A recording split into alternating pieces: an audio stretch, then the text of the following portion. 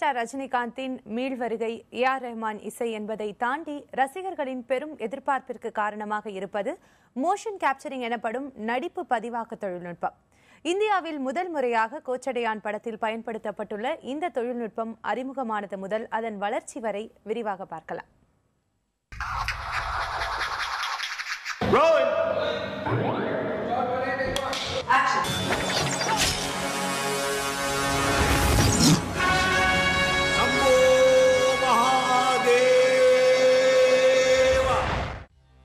Motion capture technology. Kochadaiiyaan படத்தால் இப்போது மீடியாக்களில் அதிகம் பேசப்படும் இந்த தொழில்நுட்பம் முதலில் சினிமாவிற்காக உருவாக்கப்பட்டதல்ல. விளையாட்டு, மருத்துவம், இராணுவம் போன்ற துறைகளுக்காகவே அதிகமாக பயன்படுத்தப்பட்டது. கிரிக்கெட் வீரர் முத்தையா முரளிதரனின் பந்துவீச்சு முறையில் சந்தேகம் எழுந்தபோது இந்த தொழில்நுட்பத்தை பயன்படுத்திதான் விசாரணை நடத்தப்பட்டது. மோஷன் கேப்சர் தொழில்நுட்பம் பல ஹாலிவுட் திரைப்படங்களில் பயன்படுத்தப்பட்டிருக்கிறது. ஆனால் அசைவுகளில் அவ்வளவு துல்லியத்தன்மை இல்லை, அசைவுகளும் அவ்வளவு இயல்பாக இருக்காது என்பதால் அந்த தொழில்நுட்பத்தை மேம்படுத்தி பெர்ஃபார்மன்ஸ் கேப்சரிங் என்ற நடிப்பு பதிவாக்க தொழில்நுட்ப முறை உருவாக்கப்பட்டது.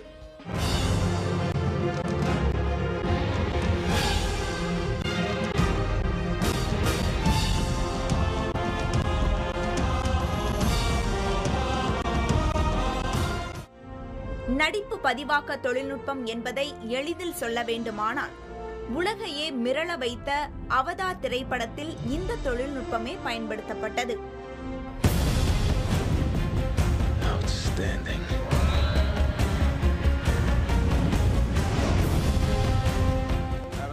நடிகர்களின் அசைவுகளை துல்லியமாக பதிவு செய்து அதற்கு கணினி வரைகலை உதவியோடு உயிர் கொடுக்கின்றனர். முன்னணி நடிகர்களும் நடிகைகளும் நடித்திருப்பார்கள். ஆனால் அது அவர்கள் இல்லை, அவர்களின் அசைவுகளை மட்டுமே பயன்படுத்தியிருப்பார்கள். வசனங்களுக்கு அவர்களின் குரலை பயன்படுத்துவார்கள். உதாரணத்திற்கு, கோச்சடையான் திரைப்படத்தில் மறைந்த நடிகர் நாகேஷின் அசைவுகளை பயன்படுத்தி அவரது கதாபாத்திரம் உருவாக்கப்பட்டுள்ளது. நடிப்பு பதிவாக்க தொழில்நுட்பத்தில் துல்லியமாக அசைவுகளை பதிவு செய்ய சிறப்பான சென்சார்கள் உருவாக்கப்பட்டன.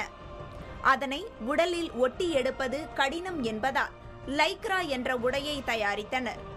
உடல் அசைவுகள் சரி, முக அசைவு மற்றும் பாவனைகளை எப்படி பதிவு செய்வது என்ற கேள்வி எழுந்தபோது ஃபேஷியல் மோஷன் கேப்சர் என்ற தொழில்நுட்பம் உருவாக்கப்பட்டது. இது மிகவும் நுணுக்கமான, வேலைப்பளு மிகுந்த, அதிக செலவில் செய்யக்கூடிய பணியாகும்.